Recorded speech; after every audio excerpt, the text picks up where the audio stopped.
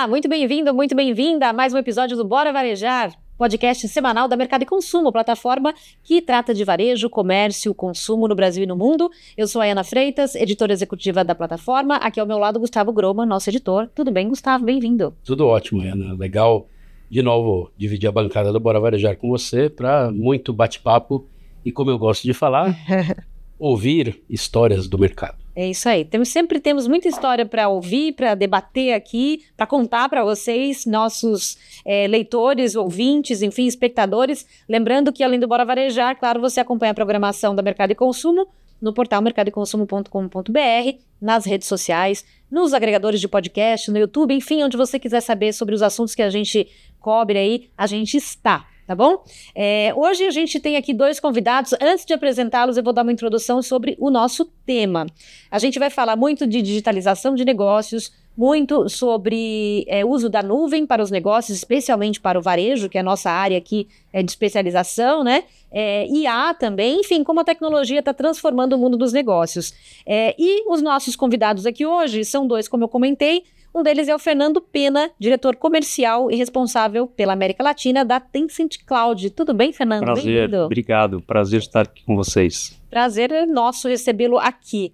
E o Marcelo Antoniazzi, CEO da Gouveia Consulting. Tudo bem, Marcelo? Antoniazzi é de casa, né? Mas sempre bem-vindo também. Obrigado. É melhor falar de casa do que velho conhecido. Sempre. Fala velho conhecido, pessoal, de casa. Delicado, exatamente. Ainda bem que você não falou careca conhecida, né? Compartilhamos, né, Marcelo? Então vamos aí ter um papo bastante rico. Os dois tiveram a oportunidade de estar juntos agora na NRF recentemente. Agora, né? Que o tempo tá passando muito rápido, gente. A gente tá fazendo essa gravação em fevereiro. NRF de Nova York, a maior feira de varejo aí do mundo, foi em janeiro.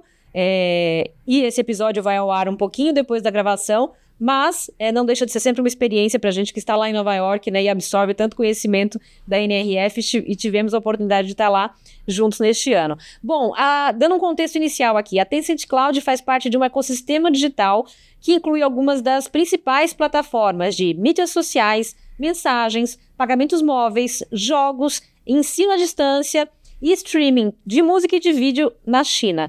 Hoje tem mais de 1 bilhão de usuários. É a maior empresa de tecnologia da Ásia e está presente aqui também no Brasil, com foco em atender essa demanda que é cada vez mais crescente por transformação digital, quando a gente fala das empresas aqui da América Latina, né?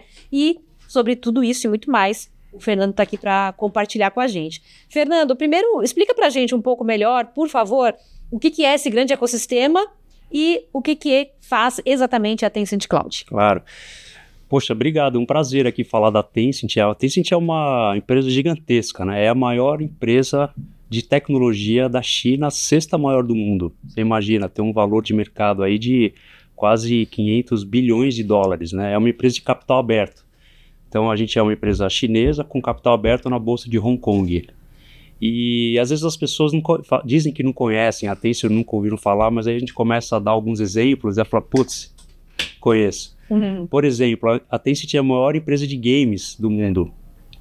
Se vocês não jogam, vocês conhecem alguém que joga, provavelmente o League of Legends, o Free Fire, Honor of Kings, o PUBG Mobile. Todos esses jogos são ou da Tencent ou de estúdios de games que a Tencent é investidora. Então, isso faz com que a gente seja a maior empresa de games do mundo, né? E games consome, acho que mais do que qualquer outro mercado, tecnologia, né?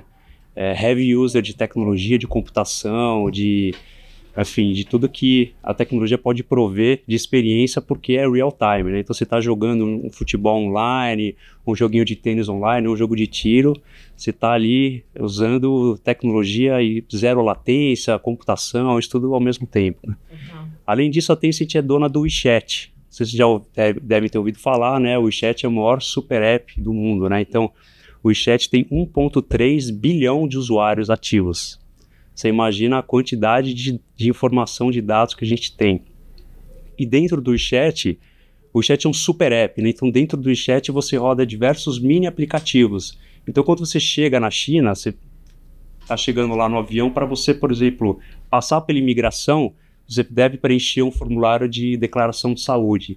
Isso tudo você até encontra no browser da internet, só que ele já vai estar pronto ali no chat para você poder mostrar na imigração. Então, o chinês, além de serviços públicos como esse, eles usam para praticamente tudo. Então, quando você quer comprar um sanduíche no McDonald's, quando você quiser comprar um tênis na Nike, um ingresso de cinema, ou pedir um táxi, tudo isso você faz pelo WeChat. Você não precisa ter aqueles 300 ícones no celular e ficar passando... Exatamente. Então, por exemplo, aqui no Brasil a gente usa o serviço de bancos, né? Então, lá no meu banco que eu sou cliente, eu tenho lá o aplicativo de investimento, de conta corrente, de seguro, enfim, uma infinidade, né? De investimento. Lá não, você pode rodar dentro de um super app diversos mini aplicativos que são serviços de outras empresas. Isso tudo é tecnologia nossa, roda na nuvem da Tencent e é super conhecido. O WeChat é China só? O WeChat é Ásia. China, né? Porque como se China fosse pouco, né? Mas enfim. Ele é mais usado na China, mas na Ásia também. Então, Hong Kong, Macau, Taiwan, pessoal de Singapura também usa bastante. Aqui no Brasil a gente usa, né? É o comunicador oficial da Tencent dentro da empresa. Então a gente comunica com o pessoal nos Estados Unidos. Ele é um aplicativo serve para o mundo inteiro, né? Muito legal. É isso que você falou, né? Provavelmente a gente já ouviu falar da Tencent, ou já usou algum serviço, alguém que a gente conhece em casa já usou, mas não sabe, talvez. Exato. E não para por aí. Por exemplo, lá na China não acessa o Netflix, o Amazon Prime, o Paramount, né? Lá a plataforma de streaming é a Tencent Videos. Então é por onde o chinês assiste a NBA, a NFL, novelas, filmes, é tudo através da nossa plataforma. E a gente tem muita tecnologia para mostrar o streaming de vídeo para o usuário final, né? Esse é um braço forte também da companhia. E como fundação para todos esses softwares, né, essas tecnologias, a gente tem a Tencent Cloud, que é a empresa pelo qual a gente está abrindo muito mercado aqui no Brasil. A gente está concorrendo fortemente com as grandes cloud providers e a gente tem crescido muito, né? O ano passado a gente cresceu demais e a ideia é continuar essa pegada aí para os próximos anos. E que tipo de negócio, especialmente quando a gente fala de varejo, pode se beneficiar, pode usar a Tencent Cloud, exatamente, o serviço da Tencent Cloud?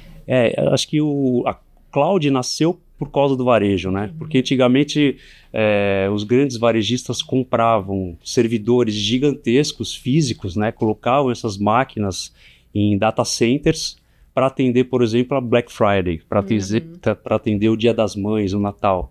Só que aí todo o resto do ano, essas super máquinas ficavam subutilizadas, né? Porque ela usava lá toda a capacidade na grande data, depois quando voltava em uma velocidade de cruzeiro, você tinha muita máquina para pouca demanda. Aí inventaram a Cloud Computing, que é justamente você comprar computação e pagar pelo uso, como a gente faz com o Uber, né? Você contrata ali o serviço do Uber, só o trecho que você andou com o carro, né? O resto do outro trecho você não está pagando. Então, basicamente, esse é o conceito de Cloud Computing, você comprar computação e pagar pelo uso. E o varejo, por conta da sazonalidade, tem muito essa dor, né? Essa demanda. Ô Marcelo, entrando na conversa aí, né?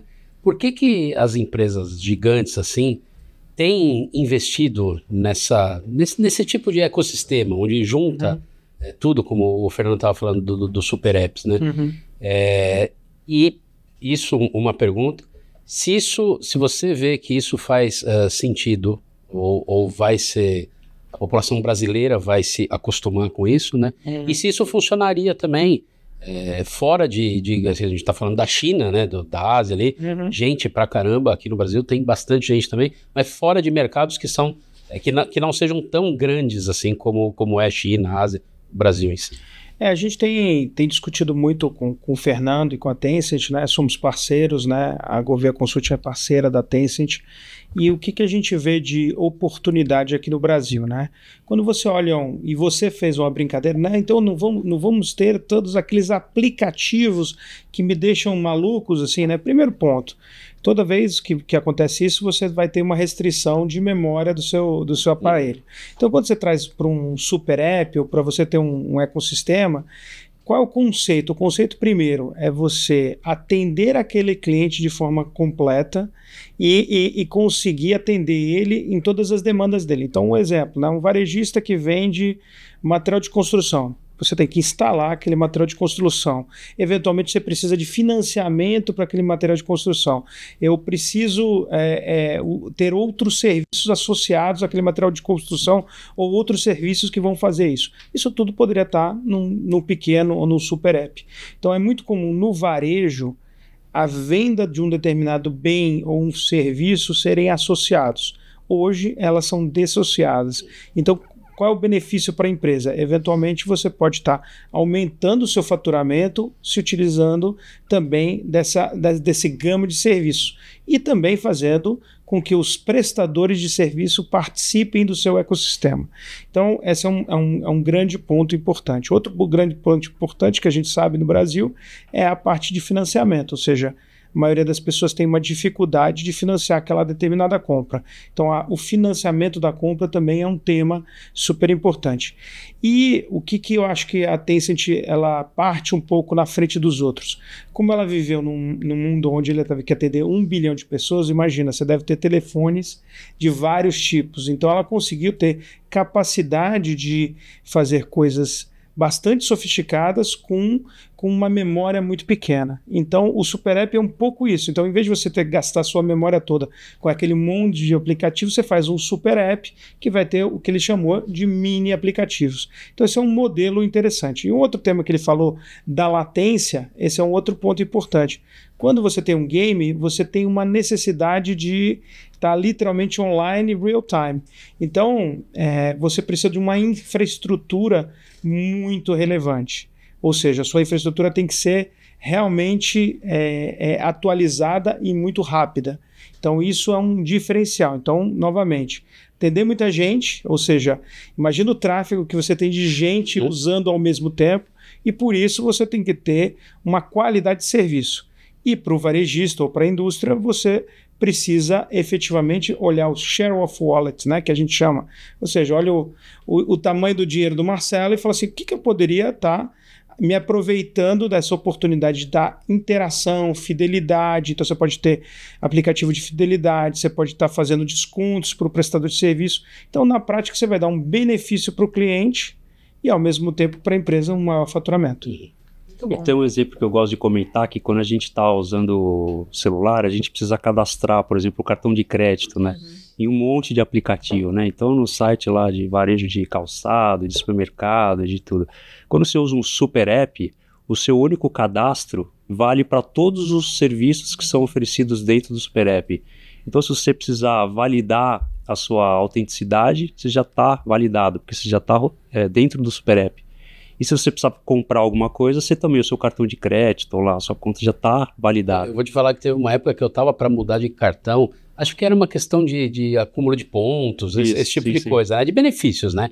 E aí eu estava postergando isso com preguiça de ter que trocar em todas as assinaturas, no Uber, os streamings, ter que trocar tudo, porque realmente dá um trabalho. Porque como são aplicativos, cada empresa tem o seu aplicativo exclusivo, você não foge de ter que cadastrar a sua identidade e o seu cartão em cada um deles, né? Sim. Quando você põe tudo isso dentro de um super app, corta um caminho grande. E cada hora surge um aplicativo novo, né? Você exatamente. Tem que baixar esse agora, tem que baixar aquele, você vai, enfim... O celular vai ficando carregado mesmo. Isso. Como que vocês enxergam o mercado brasileiro? Há quanto tempo a Tencent Cloud está no mercado brasileiro? Acho que é importante a gente pontuar isso. E como vocês enxergam o mercado? Imagino que não é um mercado como a China em termos de tamanho, mas é um mercado grande também, importante, né? América Latina como um todo. Muita oportunidade, mas também alguns desafios. Imagino até quando a gente fala de estrutura, infraestrutura, né? Como que vocês enxergam isso? Bom, o mercado brasileiro tem uma dor, que agora a gente está com a moeda, o real está um pouco desvalorizado, né? Então a gente, o dólar está super caro, né? E a Cloud Computing é um billing, né? Uma conta que vem em dólar para a empresa, né? Então ele compra serviço em nuvem, essa conta é gerada em dólar e o câmbio tem dificultado um pouco os negócios. Então, assim, como é que a gente enxerga? A gente enxerga muita oportunidade, porque a Tencent está no Brasil oficialmente há 4 anos, né? A gente está comercialmente fechando contratos já há 2 anos. E a gente tem, como um entrante nesse mercado, né, que já tem grandes empresas trabalhando há muitos anos, a gente tem uma oferta competitiva muito boa. Então, preço, a gente tem bom preço. No final é isso. E a gente tem também boas condições para convidar a empresa ao testar o nosso serviço, né, e migrar suas aplicações para a Tencent Cloud. E como que a gente escala isso? A gente escala isso com um ecossistema de parceiros. Então a gente tem empresas brasileiras ou até multinacionais que são resellers nossos e que a Gouveia, por exemplo, do qual o Marcelo é o CEO, ele revende o nosso serviço para o consumidor final. Então eu não preciso ter um batalhão de gente dentro da Tencent, porque eu conto com um ecossistema de empresas que são certificadas pelos nossos serviços, são credenciadas e tem toda a estrutura que precisa para poder trabalhar com a gente. Então, e vocês montaram esse esquema, esse sistema, na verdade, de parceiros por conta da realidade do Brasil? Não, é assim que a gente trabalha no mundo inteiro. Na verdade, essa é a prática de uma empresa de nuvem pública, né? Então, toda a cloud computing, grande empresa, faz assim, né? A AWS, a Microsoft, o Google Cloud, a Oracle, a IBM e a Tencent também trabalha dessa maneira. E a gente tem alguns diferenciais. A gente está entrando no mercado, a gente tem uma oferta competitiva boa, a gente tem uma expertise em gestão de grandes volumes de dados, né? Você imagina o WeChat, 1,3 bilhão de usuários, né? Toda essa base de dados de games, né? Grandes bancos na China, na Ásia, que usam o serviço da Tencent. Então a gente tem bastante expertise em fazer essa gestão de volumes grandiosos, né? de dados. Total. A gente vai fazer um intervalo, mas antes eu vou fazer uma pergunta bem curiosa, porque você vai achar idiota. Imagina. Mas ele vai responder antes do intervalo ou depois do intervalo? Que é rapidinho, é só um adendo aqui. Quando a gente fala de toda essa estrutura, todos esses dados que vocês trabalham, porque quando a gente fala em nuvem, a gente está falando de algo que não é tangível, certo? Sim, assim, pra gente ver, né? Existe um QG, existe um super escritório onde tem super equipamentos, ou não é mais assim? Não, na verdade, assim, o porquê que a nuvem é pública? Porque a gente tem data center, né, com lá racks de servidores. Tem, então, tudo isso. Isso, existe. Físico existe. Não está na nuvem. Não está na nuvem, exatamente. Por que a gente fala nuvem? Porque esse data center, na verdade, são muitos data centers espalhados pelo mundo inteiro. Então, você pode ter uma aplicação rodando num data center da Tencent que está no Brasil, ou você, que é lá o gestor de TI, pode escolher por optar, né, por rodar essa aplicação no data center que está em Frankfurt, ou nos Estados Unidos, na Virgínia, Silicon Valley, ou em Beijing, na China, enfim. Legal. Então você tem numa cloud pública a possibilidade de armazenar dado ou rodar a aplicação em um data center em algum lugar do mundo. Entendeu? Muito legal. É bom a gente imaginar de maneira mais prática, sim, né? sim. Dar uma tangibilizada aí. Bom, como eu comentei agora, a gente vai fazer um rápido intervalo, mas não saia daí, daqui a pouquinho a gente volta a falar de nuvem, de Tencent Cloud, de atuação no Brasil e no varejo também. Você que está acompanhando o Bora Varejar, não deixe também de visitar o portal da Mercado e Consumo, mercadoeconsumo.com.br, a mais relevante plataforma de varejo e consumo do Brasil. Acompanhe também todas as nossas redes sociais. A Mercado e Consumo está onde você estiver. De volta com o Bora Varejar desta semana, hoje aqui com 2 convidados falando sobre nuvem, sobre a Tencent Cloud especificamente, os serviços que ela presta no Brasil e também sobre essa digitalização do varejo, né, como ela tem se aprimorado, se desenvolvido aí ao longo do tempo, dos anos. Gustavo Groman tem pergunta aqui para o nosso convidado. Eu tenho, vai ser uma tentativa assim, né, de arrancar alguma informação, né, brincando, Fernanda, mas assim, se for possível, se puder trazer alguns cases aqui do Brasil, a gente ia ficar bem feliz. A gente tem tido muito sucesso em algumas indústrias, né? Então, por exemplo, o varejista, obviamente, é um heavy user de cloud, né? Então, a gente tem alguns cases diversos cases de varejo, de e-commerce, principalmente.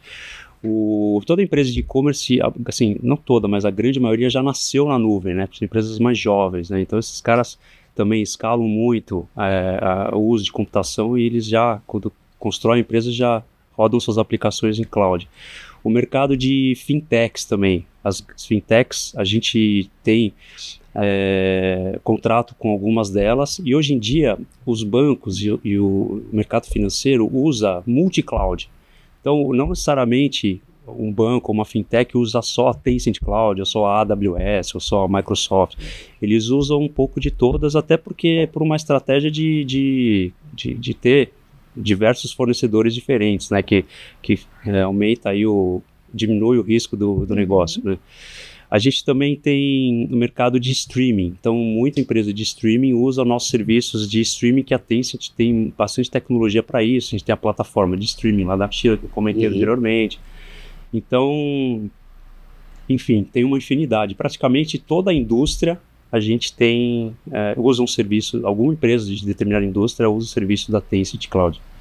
Praticamente tudo que a gente usa também como consumidor final está numa nuvem hoje, né? Ah, sim. E não só isso, no mercado público também. A gente tem alguns órgãos públicos que fazem licitação, né, a cada tempo, solicitando que as empresas de cloud, etc., façam uma oferta e vira e mexe através de um parceiro, a gente ganha o edital. E então, a gente, por exemplo, tem esse case público de governo também. Assim, é impressionante como, quer dizer, a gente ouvindo agora o Fernando falar, a gente vê como a Tencent está em tantos lugares que a gente não sabe, não enxerga, né, tal. Eu me lembro que lá atrás, né, quando eu tô com 42 agora, mas lá para trás, eu lembro uma vez que alguém, acho que meu pai, sei lá, perguntou se eu gostava de Tim Maia, né. Eu falei, não sei, pai, eu acho que não, né. Mas quais são as músicas do Tim Maia, né? Aí ele começou a pôr, eu sabia cantar todas. Todas, imagino. Eu falei, não, eu gosto de Tim Maia. Então, assim, a Tencent tá com a gente. Tá na sua vida. Tá na minha vida, né? E o varejo usa muito um ERP, que é o SAP, né? SAP famoso aí, né? Software super. E muito, assim, boa parte do SAP Business One, né? Que é uma feature específica, roda na Tencent Cloud. Então, às vezes o varejista, meu SAP aqui não conversa com o sistema XPTO, e a maioria desses SAPs, boa parte deles rodam com a gente também, sem que o varejista às vezes nem sabe, né? Porque quem faz a gestão de software é uma empresa, né? Sim, não é diretamente com a Tencent. Quanto tempo a gente fala de nuvem? Ou se usa nuvem no geral, nos negócios? Mais de 15 anos já. Mais de 15 anos. Que eu me lembro de como jornalista, escrever sobre esse assunto, começar a escrever em 2013, a gente está em 2025, então faz 2 anos, e eu lembro que na época, assim, eu não entendi nada, porque era ainda uma conceituação, trazer o assunto para o mercado brasileiro e tudo mais, era bem complexo. E hoje, citou exemplos aí, streaming, a gente não vive sem streaming, a gente não vive sem e-commerce, a gente não vive sem várias coisas que estão ambientadas ali na nuvem, né? Enfim. Marcelo, e também o Fernando pode complementar, como o varejo brasileiro pode usar bem os serviços de nuvem, como esses listados aí, vários oferecidos pela Tencent, e que resultado ele pode esperar? Que o Fernando já falou é essa questão, por exemplo, de quando você tem data sazonal, você está bem amparado ali, por exemplo, né, datas que tem grande tráfego, por exemplo, no e-commerce. Que outras situações, que outros benefícios o uso da nuvem pode trazer para o varejo? Acho que acho que são duas coisas, né? Uma coisa é o próprio uso da nuvem e eventualmente as otimizações que foram feitas na nuvem. Um grande ponto que o varejo está vivendo, está muito pressionado por custo. Então, uma das coisas que é importante é como usar bem a nuvem. Então, um exemplo real assim, de um determinado varejista, que é o modelo do live commerce, que é muito forte lá na China, né?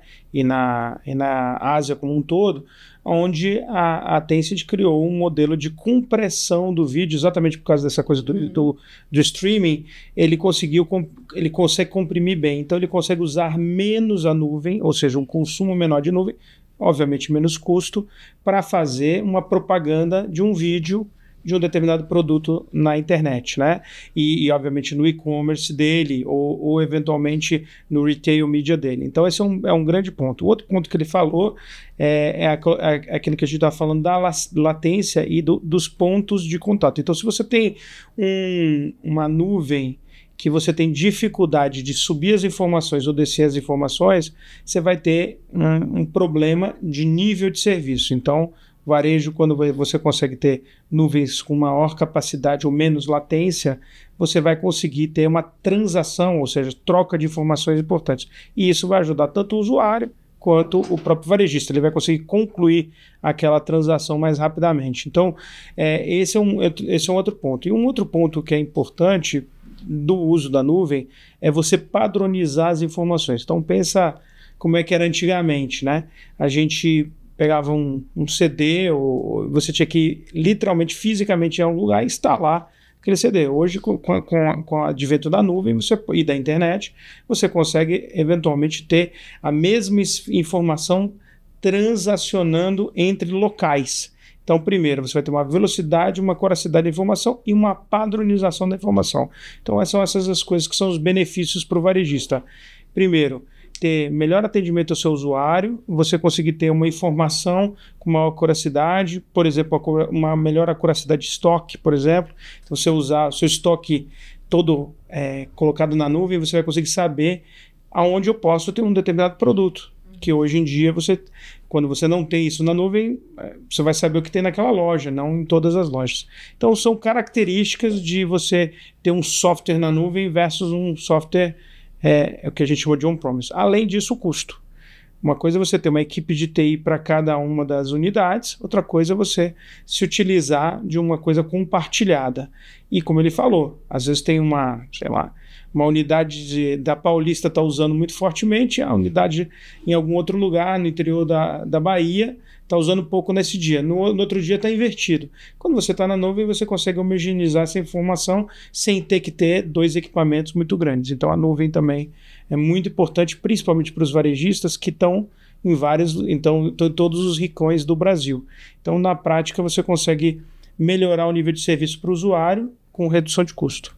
E também queria adicionar o fato de que quando o varejo, ou seja lá qual empresa usar, rodar a sua aplicação na nuvem, ela delega para o provedor de nuvem, no caso a Tencent Cloud, a tomar conta e garantir que esteja em compliance com todas as políticas, as regras, as últimas versões de antivírus, de anti-DDoS, anti-ransomware, toda a parte de segurança, de cibersegurança, não vai ficar mais alocada dentro do varejista, que o negócio dele não é TI. Nem o negócio conheço. dele é varejo. O negócio dele é, sei lá, é veterinária ou sei lá, calçado, enfim.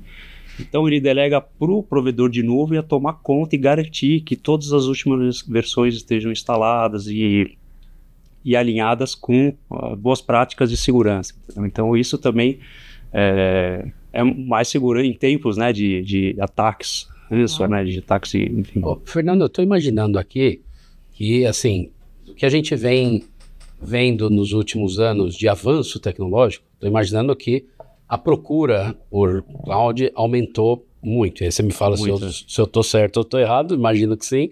Graças a Deus está certo.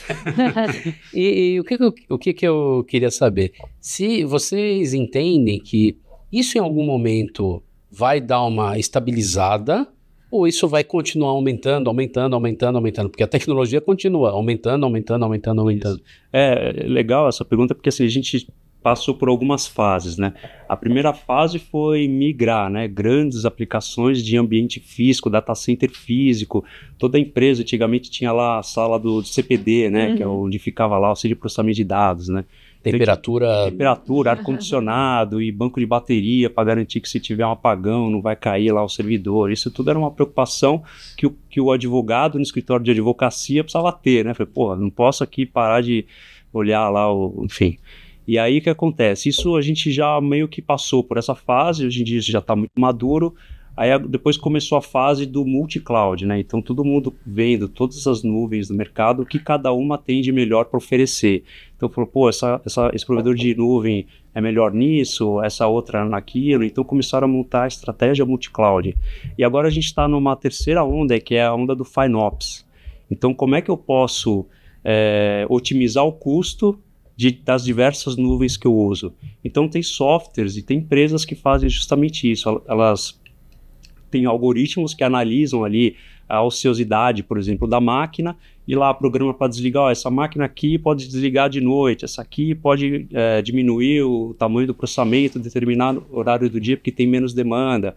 Isso tudo é uma inteligência que é feito por sistemas, né, que otimiza o custo, e é o que está hoje em dia tendo muita procura, porque tá tudo caro, né? O dólar tá caro e a conta em cloud é em dólar, então a gente está nessa terceira onda, dizendo assim. Acho que só para complementar e contribuir, e acho que uma reflexão da gente, toda vez que a gente vai acionar um ChatGPT ou qualquer tipo de aplicativo desse de IA, ele não está rodando na sua máquina. Ele está rodando na nuvem. Então, aquele tempinho que demora, tá demorando para me responder. Provavelmente é porque ele está tendo algum gargalo na nuvem ou de processamento lá na ponta, e isso faz com que eu tenha um consumo de nuvem exatamente pela utilização em forma massiva da IA. Então, só te respondendo, vai usar cada vez mais por causa da IA. E aí tem uma outra discussão, que foi aquela que surgiu, a polêmica atual, que são os provedores americanos versus os chineses, do DeepSeek, que ele consegue o quê? Com menos processamento, ele consegue ter a mesma resposta. E isso tem impacto, sim, em processamento em nuvem. Então, o que vai acontecer, e é muito forte, cada vez mais a gente vai se utilizar de serviços de nuvem, principalmente por causa dessas aplicações de IA. Muito bom. Pegando o gancho de IA, então, vamos para a próxima pergunta. E eu citei aqui a NRF, que a gente teve a oportunidade de estar, o assunto que permeou todos os painéis, a feira também, foi inteligência artificial, né, em mais um ano. Sim. Foi inteligência artificial, né, em mais um ano, porque o ano passado a gente já se ouviu falar muito em inteligência artificial, mas esse ano acho que as empresas trouxeram cases mais tangíveis e tudo mais.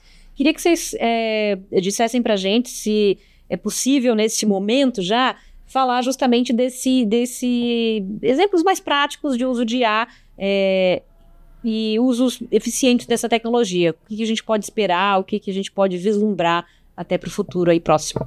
A gente fez o que a gente chama de pós-RNF aqui, e a gente apresentou um pouco do que é prático hoje, né? Então, como você falou, Ana, no ano passado era a gente chama de POC, né? Prova de conceito. Então, hoje em dia, a gente não tem mais prova de conceito, a gente tem modelos já muito escaláveis, né? Então, na verdade, 6 grandes itens a gente percebeu que a IA está muito forte no varejo ou na indústria, né?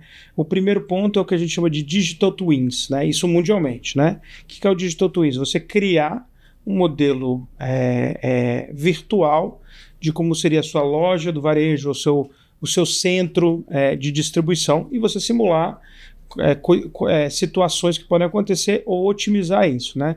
Um outro negócio que a gente viu muito fortemente, a gente inclusive visitou uma operação lá e onde tem o uso de IA, a gente visitou o centro de fulfillment da Amazon, que ele conseguia distribuir 2% de tudo que a Amazon distribui no mundo, nos Estados Unidos, ele conseguia distribuir desse lugar com 6.000 robôs, e todos utilizando o IA.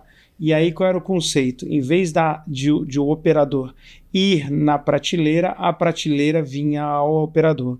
Ou seja, você conseguia coletar essa informação e utilizando IA, ele conseguia identificar o produto e a prateleira vinha até o operador. Um outro exemplo também real é você fazer todo o inventário de uma loja se utilizando de tecnologia de IA e de reconhecimento. Então, uma das coisas que é muito interessante é o uso de vídeo com IA. Essa é uma nova tendência, né?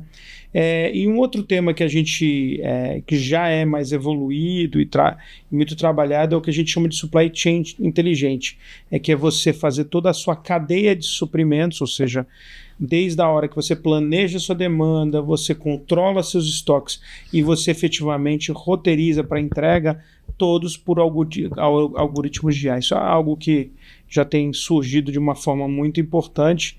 E a nova novidade, o ponto maior é o tal da agentes de IA, que na verdade são pequenos softwares de IA que conseguem conseguem operar sozinhos sem qualquer supervisão humana. Então ele vai conseguir fazer uma determinada atividade de fim totalmente autônoma e sem supervisão humana e tomando as decisões. Isso é algo que a gente vai ver muito fortemente acontecendo. E o último tópico que é interessante, foi até uma pessoa futurística que chama Kate, que seria os robôs humanoides, que é a união de um robô usando conceitos de IA conversacional, ou seja, é um robô que consegue conversar com você, ou seja, interagir com o ser humano.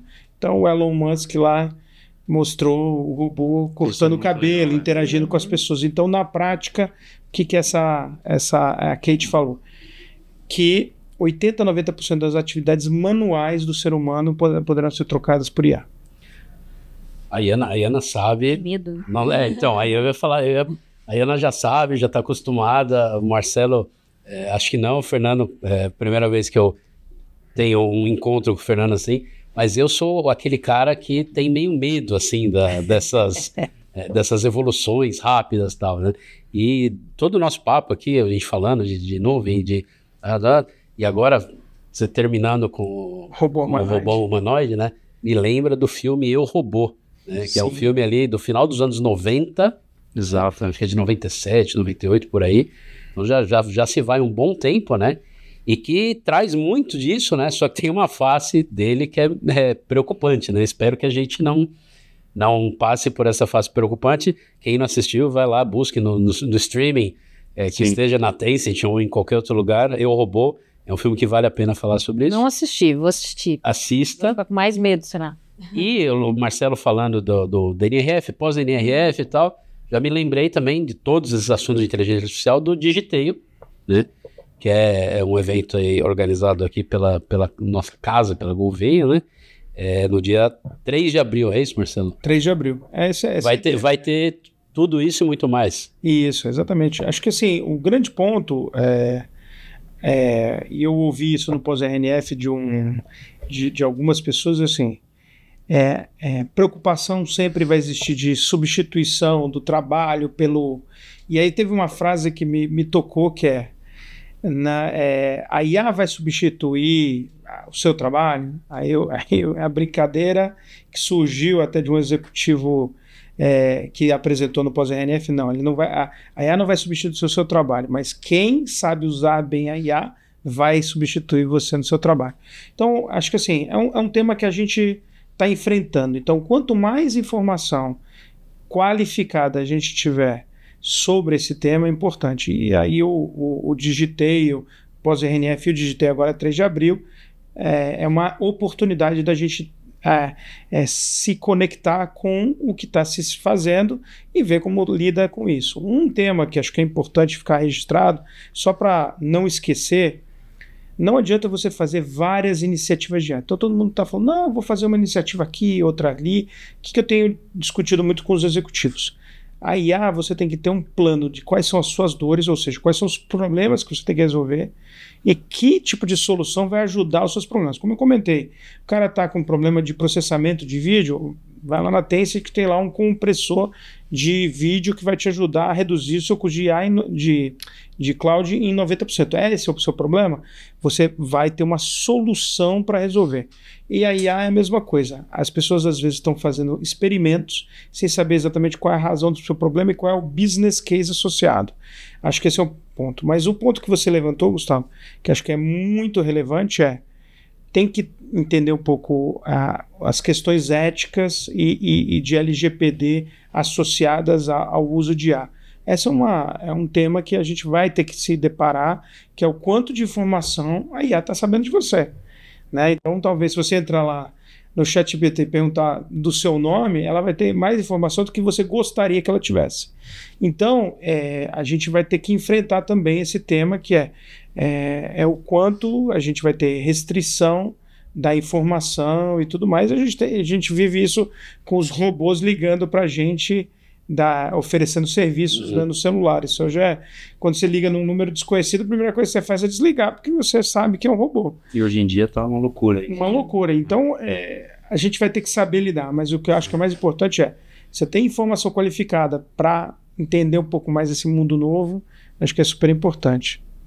Fernando, o que você tem a dizer sobre IA e expectativas? Você sabe que a Tencent é a empresa número 1 do mundo com mais registros de AI generativo, e patentes de AI generativa. Isso é uma informação pública, né? As pessoas têm acesso a isso. E eu acho que assim, no mundo de TI, né, a IA tem ajudado já muitos desenvolvedores a escrever os prompts de programação, né? Então o pessoal lá que escreve linha de programação, isso a IA tem contribuído muito, né? Porque facilita muito e até sugere prompts melhores do que o cara pessoalmente lá faria. Então acho que para a tecnologia tem muito a agregar. E acho que como qualquer novidade, né? Quando veio o Uber, falou, puta, vou acabar o táxi. Né? Exato. Então qualquer mudança gera um desconforto, né? Então a gente ainda está nesse momento. O e-commerce vai acabar com a loja física, né? O iFood vai acabar com o restaurante, o e-commerce vai acabar com os shoppings. E, na verdade, com o tempo, as coisas vão se acomodando. Se combinando. Eu acho que esse é o caminho. Total. 2 apontamentos que eu vou fazer aqui, e o Pedro, que é o nosso analista de marketing, está acompanhando a gravação, fez a edição aqui do programa. Peço já, Pedro, para você colocar isso aqui para o nosso espectador. O Marcelo citou a Kate Anctil, que é uma palestrante tradicional da NRF.